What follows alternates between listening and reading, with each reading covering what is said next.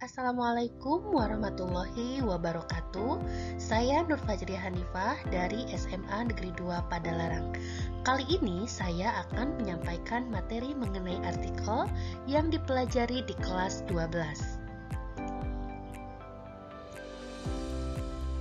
Artikel merupakan jenis tulisan yang berisi pendapat, gagasan, pikiran atau kritik terhadap persoalan yang berkembang di masyarakat. Biasanya ditulis dengan bahasa ilmiah populer. Intinya, artikel opini adalah tulisan yang berisi pendapat penulis tentang data, fakta, fenomena, atau kejadian tertentu dengan maksud dimuat di surat kabar atau majalah. Untuk ciri umum artikel akan saya sampaikan pada slide berikutnya. Untuk ciri umum artikel akan saya sampaikan pada slide. Ciri yang pertama berbasis fakta. Yang kedua, menyajikan opini dengan isu aktual.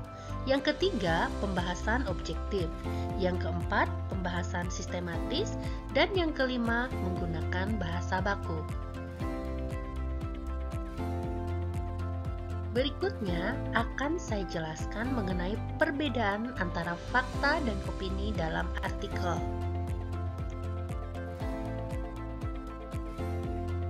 Yang pertama yaitu tentang pengertian fakta.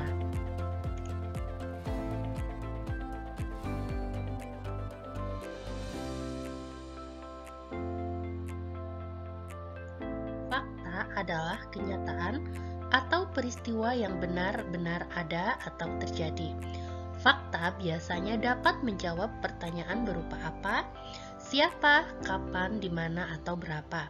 Dengan demikian, suatu fakta merupakan sesuatu yang pasti keberadaannya.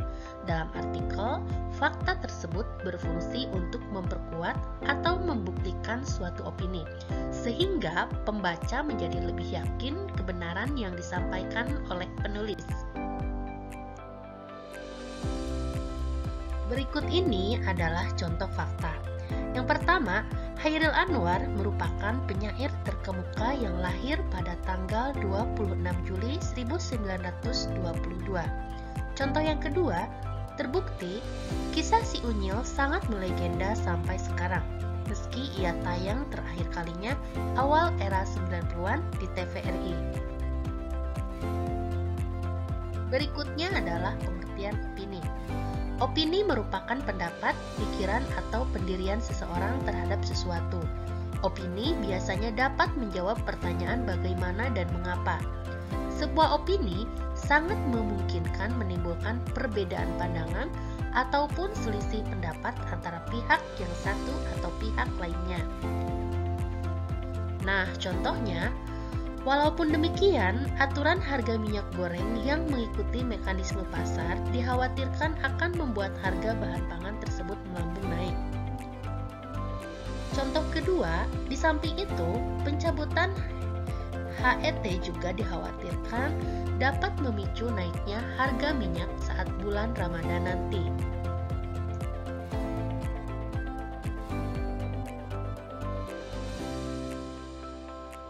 Nah, materi berikutnya adalah tentang kebahasaan artikel.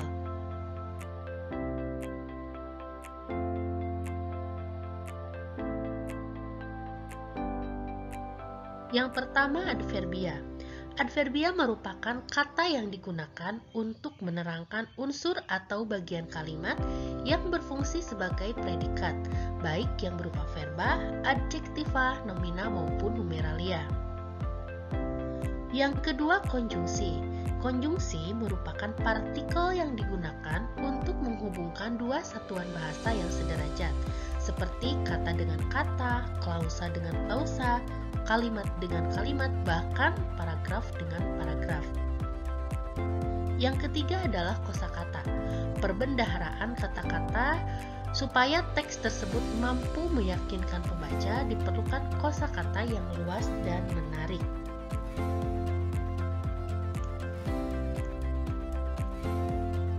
Berikutnya adalah tentang struktur artikel.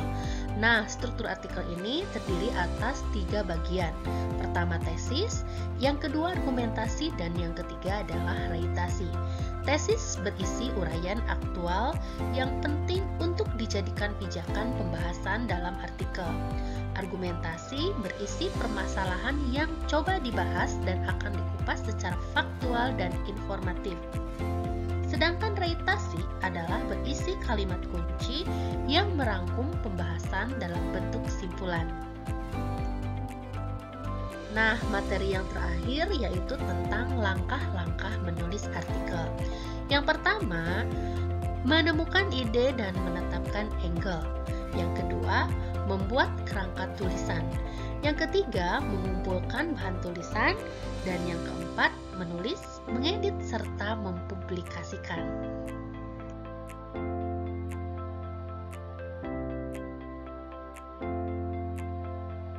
Demikian pemaparan materi yang dapat saya sampaikan.